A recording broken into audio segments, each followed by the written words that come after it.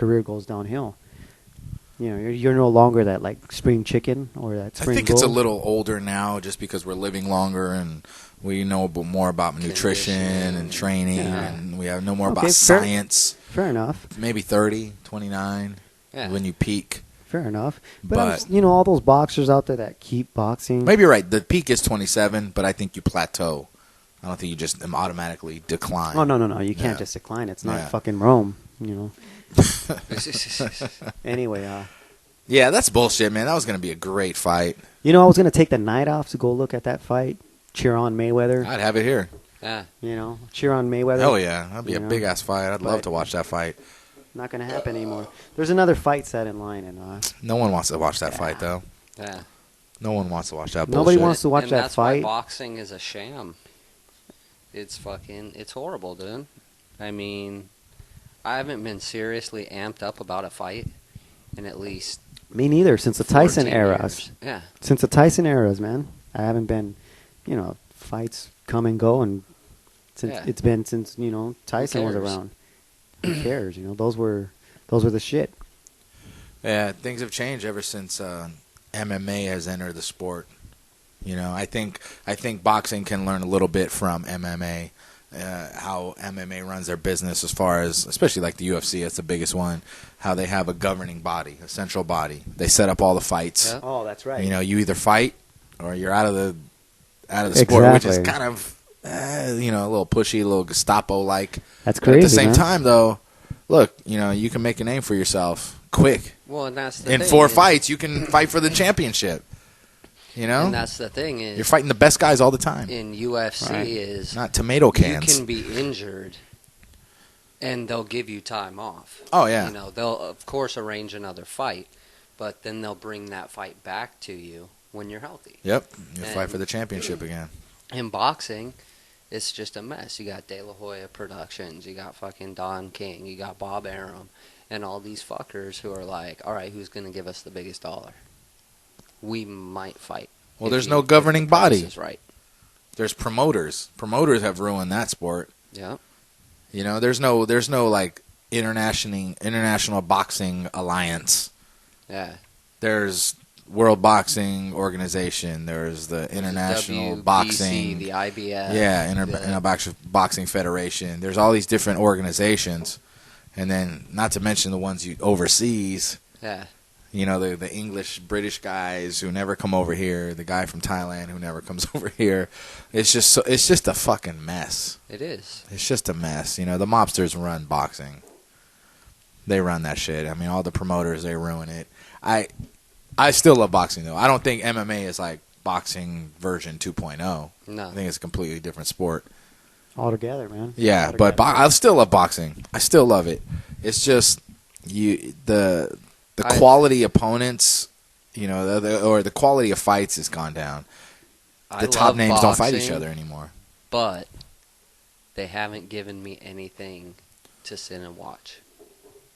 You haven't watched the De La Hoya fight? I watched that one last year.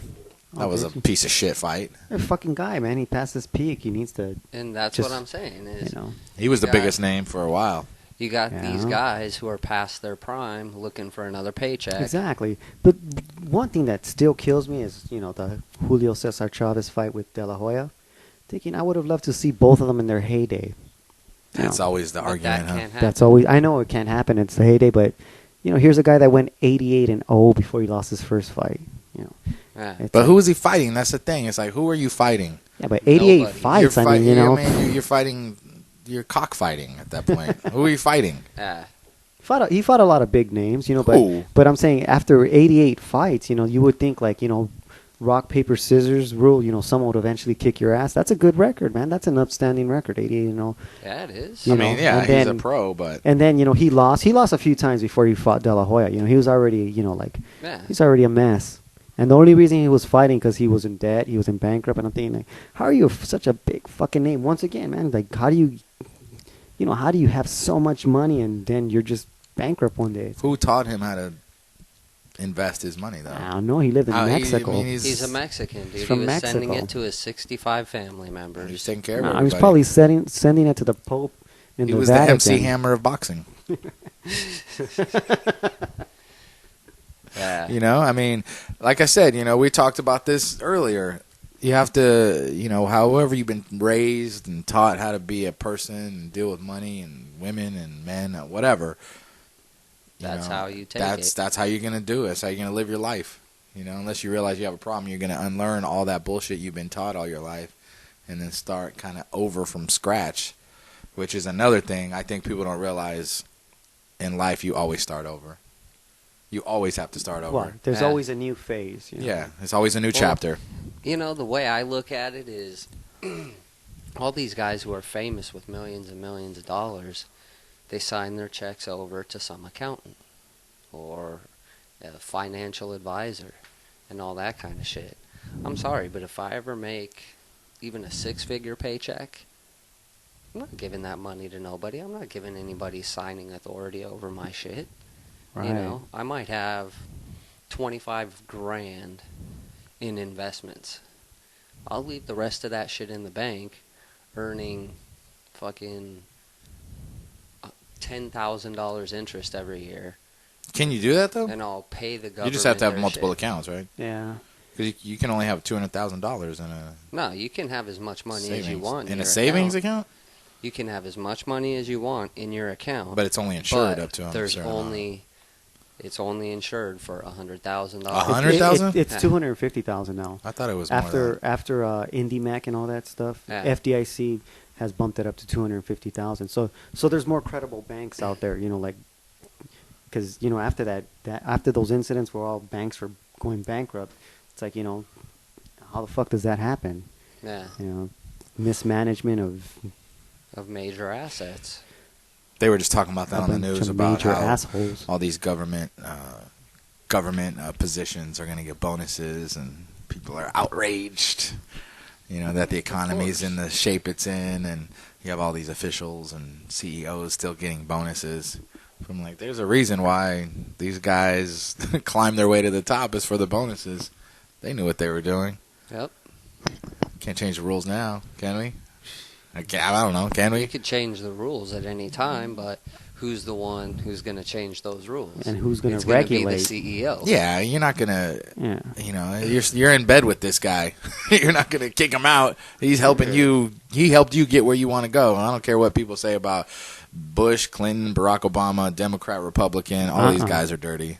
Exactly. All these guys are bought by the big corporations. I mean, I'm a big NFL fan. I'm a big sports fan, and I am amazed by the amount of arenas owned by corporations. Yep. You know, people talk about the whole Gilbert Arenas gun thing and how the NBA fan isn't going to support him. This and it's like, fuck the NBA fan. It's the guy who owns Coca-Cola or FedEx, Kinko's.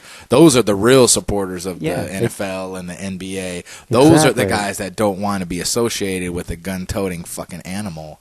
You know what I mean? Yep. Granted, it might have been a joke, but you're an idiot.